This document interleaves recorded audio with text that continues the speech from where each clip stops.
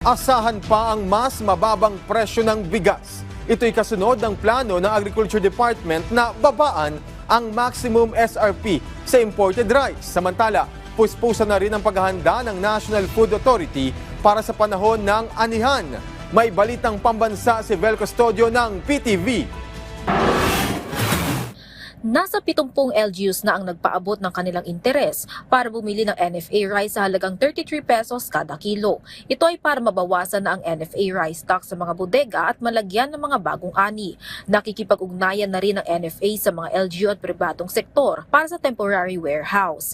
Alinsunod ito sa layunin ni Pangulo Ferdinand R. Marcos Jr. para gawing mas abot kaya ang bigas sa masa para sa food security. Kaya naman mas bumaba pa ang presyo ng bigas sa merkado. Kinokonsidera din ng Department of Agriculture na ibaba pa sa 45 pesos ang MSRP mula sa kasalukuyang 49 pesos kada kilo. Kung patuloy ang pagbaba ng trend ng presyo, maaari nang ibaba sa 45 pesos ang MSRP sa March 31. Samantala, nakiisa naman ng National Irrigation Authority sa pagbebenta ng bagong bayani magsasaka rice o BBM rice. Ang BBM rice ay bunga ng contract farming.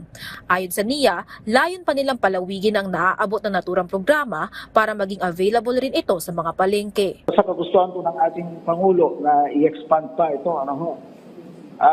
magkakaroon po kami ng Memorandum of Agreement dito po sa League of Municipalities of the Philippines. Kausap ko po dyan si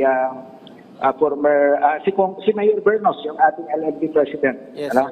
At sa Monday, finalize po namin yung MUA para magpirmahan na. Ibig sabihin po nito, sir, pag nagawa namin yan, yung mga participating LGUs natin sa kanilang mga market, mabibili na rin yung BBM rice. Mabibili ang BBM rice ng 29 pesos kada kilo para sa mga vulnerable sectors, kabilang ang senior citizens, person with disability, miyembro ng 4Ps at solo parent. Meron ding murang bigas ang BBM rice sa Kadiwa Center. Bukod sa bigas, tinitignan na rin ng DA na ipatupad ang maximum suggested retail price sa karning baboy para mapigilan ang pagtaas nito.